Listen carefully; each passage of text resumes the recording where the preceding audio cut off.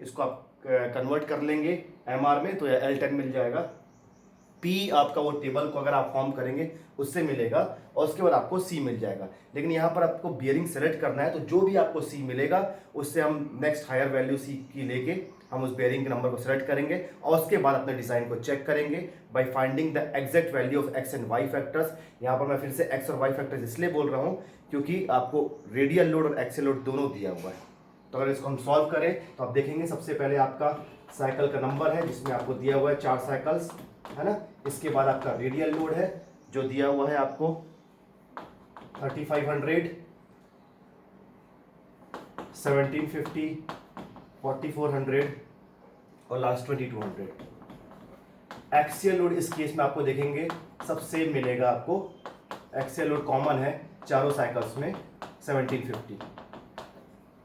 इसके बाद आता है बस टाइम जो आपको मिनट्स में या मिनट्स में लेने रहते हैं। ये फ्रैक्शन में आपको टर्म्स में दिया, हम उसी टर्म्स में रखेंगे 1/10, 1/10, 1/2 और 3/10। इसके बाद आपको दिया हुआ है स्पीड, इसको हम सॉल्व करेंगे तो आएगा ये 1000, 1500, 1200 एंड 1500। तो टाइम और स्पीड को हम मल्टीप्लाई करते हैं तो हमें नंबर ऑफ रिवॉल्यूशंस n की वैल्यू मिलती है। जैसे पहले केस में आएगा 100, ये आएगा 150, ये आएगा 600 और लास्ट वाला है आपका 450। और ये सबको जोड़ेंगे तो हमको मिलेगा 1300 और अगर इस टाइम को आप जोड़ेंगे तो ये आपको मिलेगा 1 मिनट। तो यहाँ से मैं आपको बताया था, पता चल जाता है कि रिवॉल्यूशंस 1 मिनट में है, मतलब हम इसको बोल सकते हैं कि इस बार हमारा n जो है वो 1300 RPM है। तो ये पहला डाटा हमको हमेशा इस टेबल से मिल जाता है। अब इस टेबल को मैंने थोड़ा सा और इलॉबरेट किया है क्योंकि इस बार मुझे बेरिंग सेलेक्ट करना है और उसके बाद उसको इसके डिज़ाइन को चेक भी करना है, जिसके लिए मुझे FA और FR की वैल्यू की जरूरत पड़ेगी। तो मैंने यहीं पर टेबल में FA/FR की वैल्यूज कैलकुलेट कर लिया है। मतलब हर साइकिल के लिए FA/FR मतलब 1750/3500 और ये मेरे को कुछ वैल्यूज निकल के आ रही हैं। ये जो आ रहा है 0.5, नेक्स्ट है 1, 0.398 और 0.795। तो ये 4 FA/FR की वैल्यूज आ रही है जिनको हमको E के साथ क्रॉस चेक करके हमारे डिजाइन को चेक करने के टाइम में हमको जरूरत पड़ेगी। इसमें लोड फैक्टर भी आपको दिया हुआ है अलग अलग लोडिंग कंडीशन के हिसाब से। अगर आप देखेंगे तो पहला और चौथा साइकिल में स्टडी लोड दिया है और स्टडी लोड की वैल्यू आपको दिया हुआ है 1.2, ये दोनों आ जाएगी 1.2। और आपका जो बीच वाला है मतलब लाइट शॉक्स के लिए यहाँ पर आपको लोड फैक्टर दिया है दोनों के केस में 1.5। तो इस तरीके से ये आपका टेबल को हम थोड़ा सा इलेबोरेट करेंगे, इसमें एक नया कॉलम जोड़ के FA/FR का, क्योंकि आपको चारों साइकिल पर बेरिंग सेलेक्ट करना है तो FA/FR को आपको क्रॉस चेक करते हुए चलना है कि E से वो बड़ा है कि छोटा है, उसके अकॉर्डिंग ही आपका X और Y की वैल्यूज निकलती हैं। आप इस फॉर्मूले को बस ध्यान में रखेंगे, ये है आपका बेसिक फॉर्मूला जिसमें आपको C निकालना है। अब इक्विवेलेंट लोड के लिए आपको चाहिए रहता है एक एक वैल्यूज, मतलब अगर आपको P1 की वैल्यू मान के चले, है ना, तो वो होता है XFR1 प्लस YFA1 इंटू, इस बार लोड फैक्टर है और उसका अलग है तो इसलिए S1। ऐसा फॉर्मूला आपको सबके लिए चाहिए रहेगा। मतलब अगर मैं P2 की बात करूं तो वो हो जाएगा XFR2 plus YFA2 into S2, उसका सर्विस फैक्टर। तो ऐसे करके P1, P2, P3, P4 चारों के अपन फॉर्मूले निकाल सकते हैं। अब इसमें से देखने वाली बात है कि आपके पास FR1 है, FA1 है, S1 है ना। आपको रेडियल लोड है, एक्सियल लोड है और सर्विस फैक्टर है। एक्स और वाई फैक्टर अभी स्टार्टिंग में हमको पता नहीं है ना, हमारे पास बेरिंग की कोई स्टैटिक कैपेसिटी नहीं है तो हमें एक्स और वाई एज्यूम करना पड़ेगा। तो आपको ध्यान होगा कि ऐसे केस में हम लोग हमेशा एज्यूम करते थे कि हम ये मान के चलते थे कि all values of F A by F R, हम बारी बारी ना करके सब मान लेंगे जो कि भी F R F F R है इज ग्रेटर देन ई।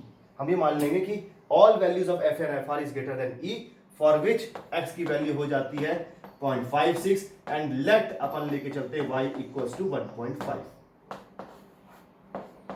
ऐसा। अब यहां पर हर जगह आपको x 0.56 रखना है और y की वैल्यू 1.5 रखना है, और इंडिविजुअल साइकिल में FR1, FA1 और S1, फिर नेक्स्ट में ये FR2, FA2, S2 ऐसे करते जाएंगे तो आपको चारों लोड्स मिल जाएंगे जो आपके नोट्स में दिया हुआ है। मैं इसको लिख देता हूं, है ना। P1 की वैल्यू आ रही है 5502 न्यूटन, P2 5407.5, P3 7633.5 और P4 आएगा 4628.4। तो इस तरीके से XFR1 plus YFA1 into S1, XFR2 plus YFA2 into S2, XFR3 plus YFA3 into S3 और XFR4 plus YFA4 into S4। इस तरीके से आप ये सब वैल्यूज डालते जाएंगे तो आपको चारों P की वैल्यू, लोड की वैल्यू मिल जाएगी।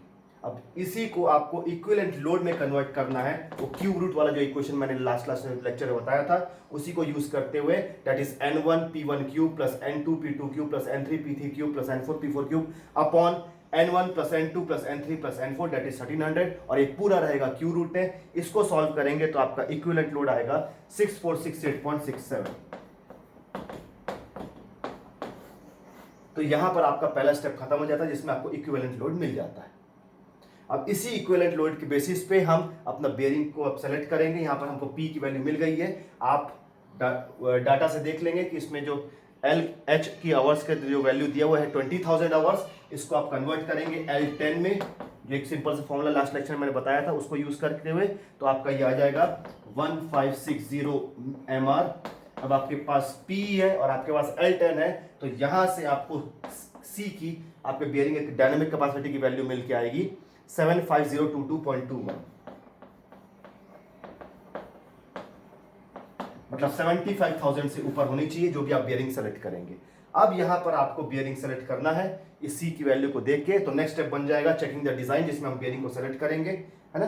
तो इसी में आप देख रहे होंगे कि आपको शाफ्ट का डायमीटर दिख रहा है 80 mm दिया हुआ है, तो 80 mm से अगर आप डाटा बुक्स में जाएंगे तो आपको दिख जाएगा कि जो आपका बेयरिंग नंबर है वो आएगा 6316, जिसका कैपेसिटी है 124,000, मतलब 1,24,000। इससे नेक्स्ट हाई वैल्यू, तो ये आपको कैपेसिटी मिल जाएगा। और साथ ही साथ अब अपने को उसको C नॉट की वैल्यू भी वहीं पर आप नोट कर लीजिए, क्योंकि ये आप जरूरत पड़ेगा आपको डिजाइन को चेक करने के लिए। इसका C नॉट का वैल्यू दिया हुआ है 80,000। तो इस तरीके से आपको ये बियरिंग को सेलेक्ट कर लेना है। अब हम इसका डिजाइन चेक करने के लिए हमको C नॉट की वैल्यू की जरूरत पड़ेगी, है ना। अब यहां पर हम इसमें आप यहां पर ध्यान रखेंगे, जब डिजाइन चेक करेंगे एक चीज इस टेबल में आपको दिखेगी कि इसमें जो एक्सियल लोड है ना, वो चारों साइकिल्स के लिए कॉमन है। ये एक नई बात है, इसलिए हमारा जो डिजाइन स्टेप हो जाएगा थोड़ा सिंप्लीफाइड हो जाएगा, क्योंकि एक्सियल लोड चारों के लिए एक है। हमको अब की बार ये P1, P2, P3, P4 जो निकालना है, जिसमें हमने X और Y यूज किया था, ये दोनों एज्यूम करके अब आपको हर लोड के लिए X और Y की एग्जैक्ट वैल्यू चाहिए, और वो तभी मिलती है जब आप FA1 by C नॉट करेंगे। सबसे पहली साइकिल के लिए FA1 by C नॉट, है ना, और उसके करस्पॉन्डिंग E निकालेंगे और उसी के बेसिस पर X और Y ढूंढेंगे। पर अगर आप देखें कि C नॉट हमेशा फिक्स है 80,000, यहां पर FA1, FA2, FA3 और FA4 ये भी आपका फिक्स है। इसका मतलब हर बार FA by C नॉट की वैल्यू एक ही आएगी, है ना। अगर ये एक्सियल लोड अलग अलग दिया रहता तो मुझे अलग अलग साइकिल्स का यूज करते हुए P1, P2, P3, P4 निकालना पड़ता। मतलब for first cycle FA1 by C not करता, उसके बाद कोई वैल्यू आती, उससे हम E निकालते, फिर X और Y ढूंढते, फिर FA2 by C not second cycle के लिए फिर से E निकालते, फिर से उसके X और Y निकाल के P2 निकालते। तो अगर FA की वैल्यू अलग अलग, एक्सियल लोड की वैल्यू अलग अलग दी थी, दिया जाता तो हमको अलग अलग स्टेप्स में इसको अलग अलग साइकिल्स को सॉल्व करके P1 P2 P3 P4 निकालना रहता। लेकिन यहाँ पर सिंपल है, हमारे पास FA की एक ही वैल्यू है, बस उसी को हम यूज करेंगे। अब चेकिंग द डिजाइन में हम सबसे पहले FA बाई C0 निकालेंगे और इसकी वैल्यू निकल के आ रही है 0.022।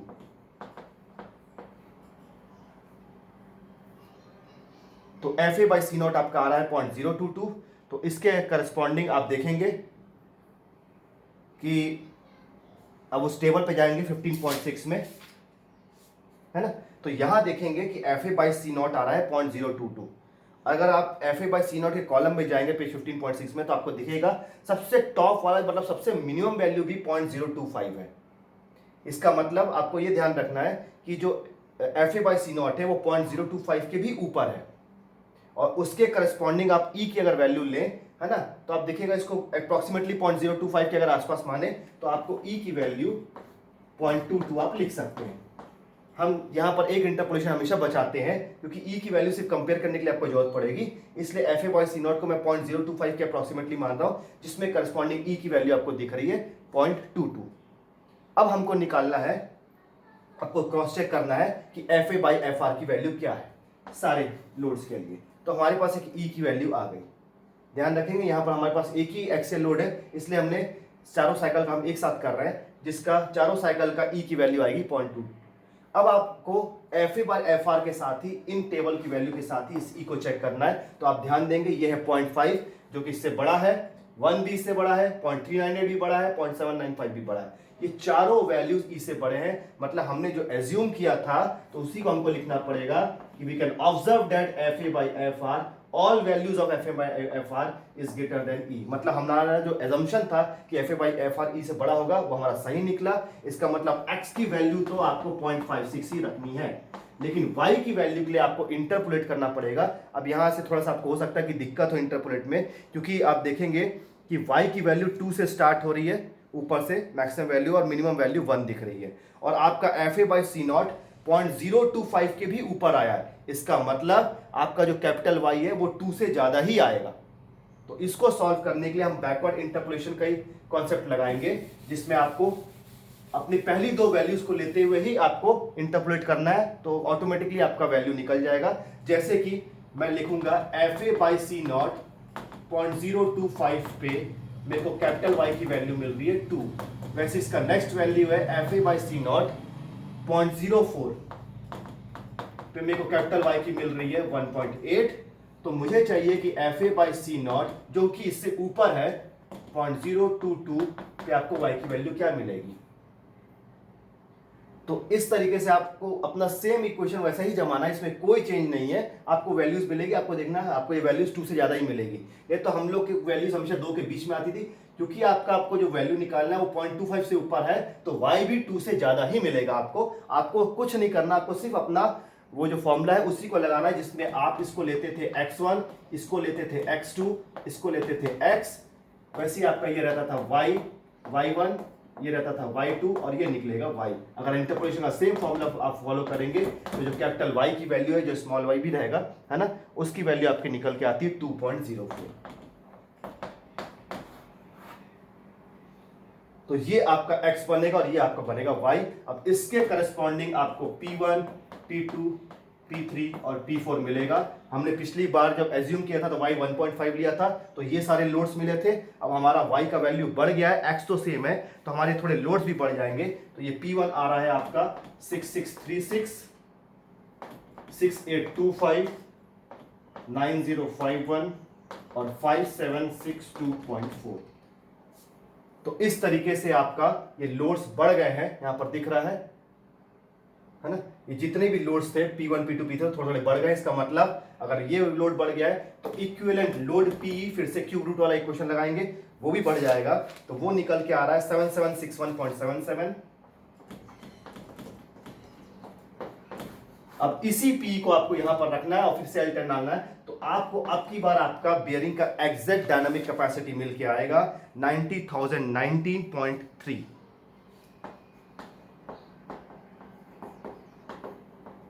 और ये भी आप देख रहे होंगे कि आपने जो एज्यूम करके निकाला था कैपेसिटी वो 75,000 था। अब एग्जैक्ट एक्स और वाई वैल्यूज के साथ में आपका बेयरिंग का कैपेसिटी आ रहा है 90,019, और चूंकि हमने अब जो बेयरिंग सेलेक्ट किया है उसकी डायनामिक कैपेसिटी 1,24,000 है, जो कि अभी भी आपके कैलकुलेटेड से ज्यादा है।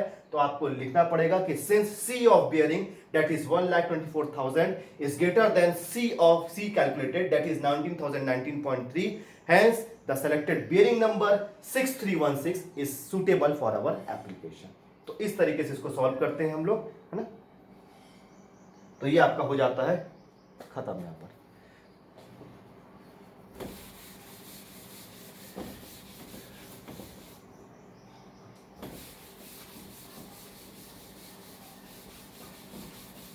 नेक्स्ट नया टॉपिक पढ़ेंगे that is bearings with probability of survival other than 90%।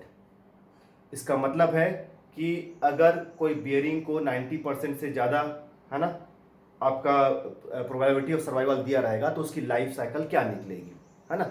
यहाँ पर हम 90% की बात करते हैं। इसको समझाने के लिए आपको चीज़ बताता हूँ। आपको फिर से रिकॉल करना पड़ेगा कि आप हमेशा एक वैल्यू लेके चलते थे L10। अब ये होता है रेटिंग लाइफ, आप जानते हैं रेटिंग लाइफ मतलब होता है आपका कि 90% बेयरिंग्स जिस लाइफ को रीच करते हैं उसको हम बोलते हैं रेटिंग लाइफ। मतलब ये 90% बेयरिंग्स का लाइफ निकल के आता है। इसका मतलब अगर किसी बेयरिंग का L10 की वैल्यू आपको 200 mr दी हुई है तो इसका मतलब ये किसी एक पर्टिकुलर बेयरिंग का लाइफ नहीं है, उसके जैसे लाखों जितने भी बेयरिंग बने होंगे उसमें से 90% बेयरिंग्स 200 mr चलेंगे ही। मतलब उनका डेसिमल के टर्म्स में प्रोबेबिलिटी ऑफ सर्वाइवल, उनके जिंदा रहने की क्षमता 0.9 रहेगी या 90%। परसेंट के टर्म्स में उसको 90% बोलेंगे, डेसिमल के टर्म्स में उसको 0.9 बोलेंगे। ये है प्रोबेबिलिटी ऑफ सर्वाइवल, मतलब वहां तक चलेंगे ही 90%, 200 mr को चलेंगे ही, उससे बाद ही खराब होंगे। मतलब 10% आपके वैसे रहेंगे जो इससे पहले ही कम ही चलेंगे और जाके खराब हो जाएंगे। तो L10 मतलब वो होता है कि आपका रेटिंग लाइफ, अगर ये 200 दिया है मतलब 90% बेयरिंग्स उस पूरे लॉट में 200 mr चलेंगे। अब अगर मान लेते हैं हम एक पर्टिकुलर लाइफ पढ़ो, मैं उसमें से किसी एक बेयरिंग को निकाल लूं और उसको मैं चला रहा हूं 180 mr। अब अगर हम उस लॉट में से सारे बेयरिंग्स को 180 mr चलाएंगे, मतलब जो उनका रेटिंग लाइफ उससे कम चलाएंगे, तो आपको यहां पर दिखेगा एक बहुत सिंपल सा ऑब्जर्वेशन है कि उसमें से हो सकता है कुछ बेयरिंग्स और जिंदा रह जाए और चल जाए, क्योंकि यहां पर आपका प्रोबेबिलिटी बढ़ जाएगा। हो सकता है वो 92% हो जाए या 93% हो जाए या 94% हो जाए।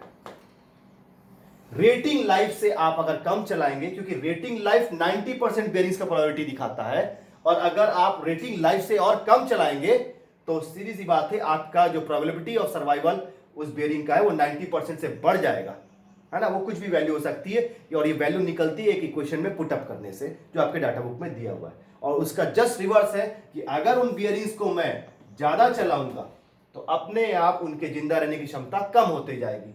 जितना उसके रेटिंग लाइफ से मैं ज्यादा चलाऊंगा, कि अगर 210 ले लूं या 250 ले लूं, उसी के हिसाब से ये 80% या 82% या 85% उनके जिंदा रहने की क्षमता भी घटते जाएगी। तो किसी भी मैं अगर बेयरिंग का मैंने कोई लाइफ डिसाइड किया है उससे कम चलाऊंगा तो उसके जिंदा रहने की क्षमता बढ़ जाएगी, उससे ज्यादा चलाऊंगा तो बहुत जल्दी खराब हो जाएगा, मतलब उसके जिंदा रहने की क्षमता खत्म हो जाएगी। और इसी का इक्वेशन आपके दिया हुआ है पेज 15.3 में, जिसको हमको यूज करना पड़ेगा। और ये इक्वेशन दिया हुआ है L/L10 equals to log to the base e 1/r upon log to the base e 1/r10 r90 raised to 1/b। अब इन टर्म्स को अगर गौर करेंगे तो ये L10 मतलब है 90% बेयरिंग्स का लाइफ इन mr। ये हमेशा यहां पर आपको मीडियन रिवॉल्यूशंस में यूनिट को रखना है। तो L10 मतलब हो गया 90% बेयरिंग्स का लाइफ, और R90 हो गया उन 90% बेयरिंग्स का रिलायबिलिटी। R मतलब रिलायबिलिटी या प्रोबेबिलिटी, दोनों सिनोनिम्स एक दूसरे के। तो आर मतलब रिलायबिलिटी। सीधी सी बात है कि अगर 90% बेस की बात करो तो उनका प्रोबेबिलिटी 0.9 ही आएगा। तो डाटा बुक में आगे लिखा भी हुआ है कि R90 की वैल्यू 0.9 है। आप बगल में देखेंगे तो दिया हुआ है, ये हमेशा आपको 0.9 ही पुटअप करना है और ये वो लाइफ रखना है जो 90% बेरिंग्स कराएगा, दैट इज आपका एमआर में आना चाहिए।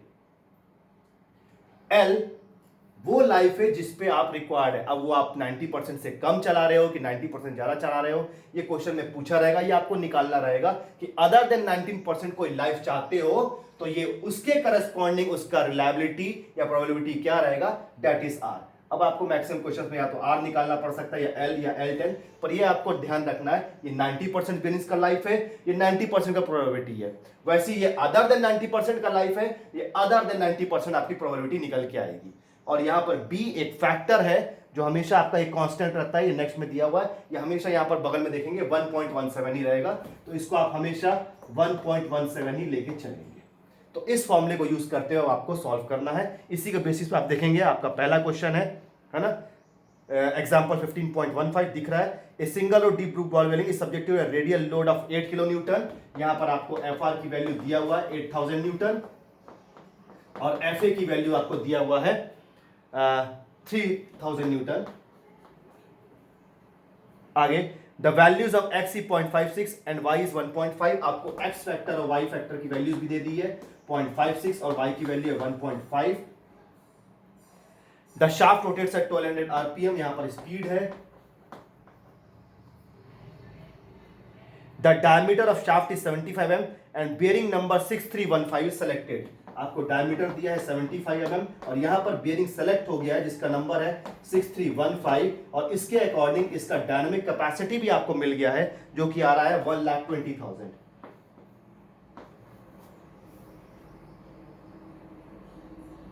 सॉरी 1,12,000। तो इस तरीके से ये एक बेयरिंग आपका सेलेक्ट हो चुका है।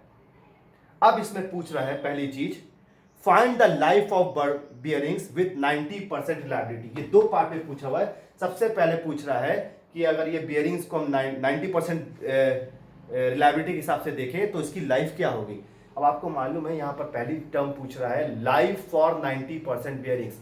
90% बेयरिंग्स के लाइफ को आप हमेशा बोलते हैं L10 और ये L10 का सबसे सिंपल एक इक्वेशन होता है C = P L10⁻⁴ ball bearing के केस में ये हमेशा यही होता है। अब यहां पर आप देख रहे होंगे कि आपको ये C की वैल्यू मिली हुई है, आपको P जो मिल जाएगा वो आपको मिल जाएगा XFR प्लस YFA, क्योंकि यहां पर सर्विस फैक्टर नहीं है तो इसलिए S मल्टीप्लाई नहीं करेंगे। आपको XFR YFA ये दोनों मिला हुआ है तो आप इजीली L10 की वैल्यू निकाल सकते हैं कि 90% बेयरिंग्स का लाइफ क्या रहेगा।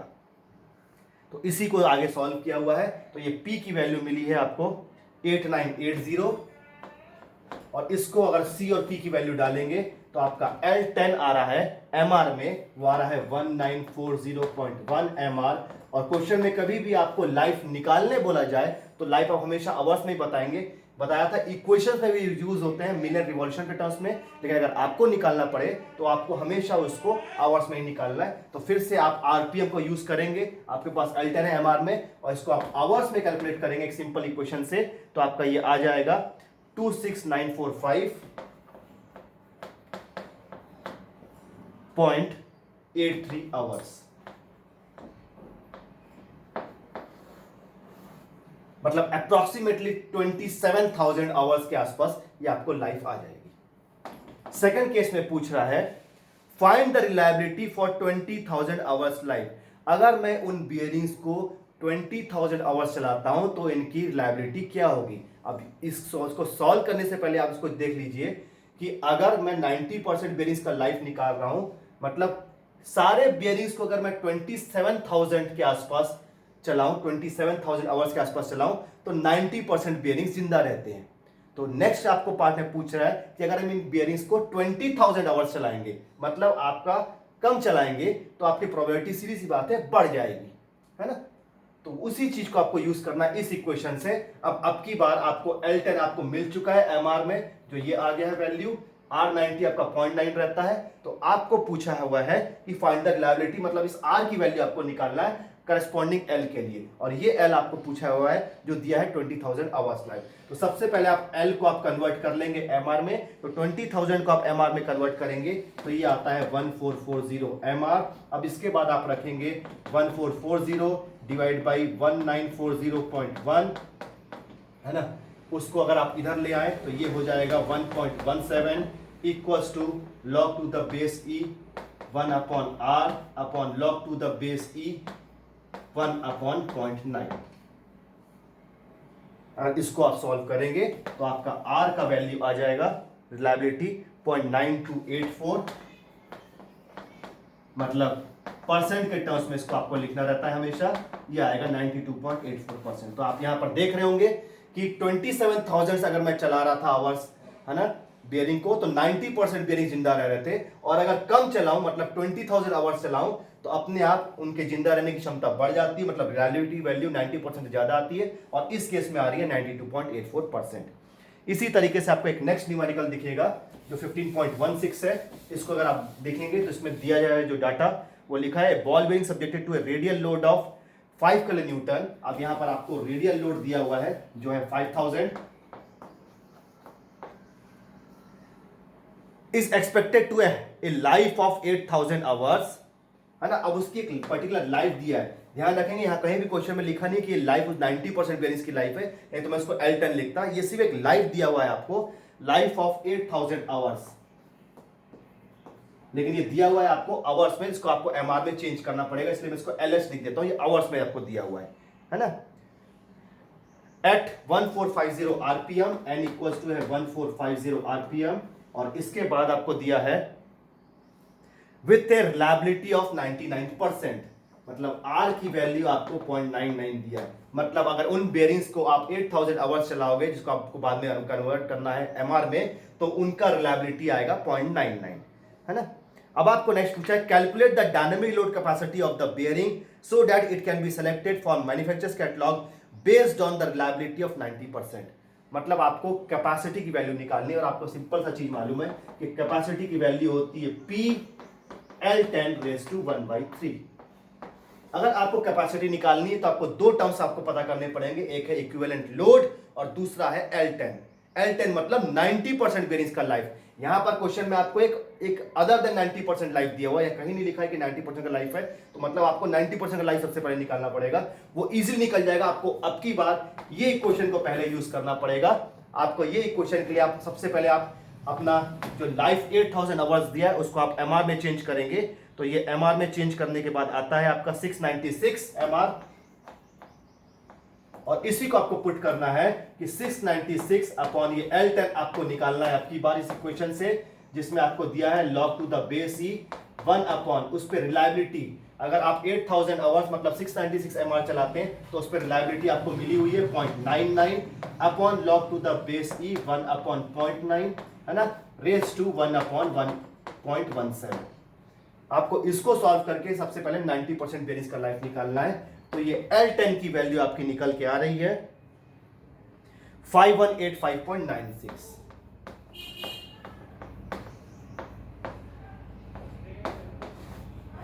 तो आप नेक्स्ट स्टेप में आप निकाल सकते हैं, आपके पास L10 है, आपके पास P के लिए आपको मालूम है कि होता है XFR plus YFA into service factor. यहाँ पर सर्विस फैक्टर नहीं है, एक्सियल लोड नहीं है, तो P इक्वल्स टू बन जाएगा आपका FR जो कि आपको मिल जाएगा 5000 न्यूटन, और C की वैल्यू आपकी हो जाएगी 5000 इंटू 5185.96 रेज टू 1/3, और इसको आप सॉल्व करेंगे तो आपका कैपेसिटी निकल के आएगा 86545.88 न्यूटन।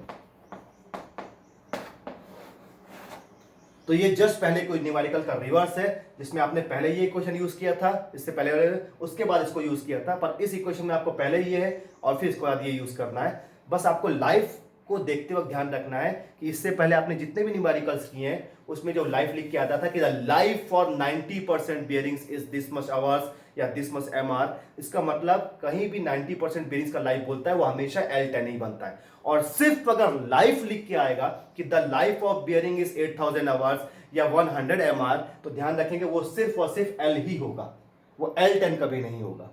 तो ये चीज को आपको ध्यान रखना है कि कब बियरिंग का लाइफ 90% का दिया रहता है और कब अदर देन 90% दिया जाता है। इसको पहचानने का बस तरीका यही है कि 90% देने के लिए वो बोलेगा कि आपका जो बियरिंग्स का लाइफ है, life of 90% bearings is this much hours, पर इसमें अगर सिर्फ लाइफ बोला है तो वो सिर्फ एल रहेगा।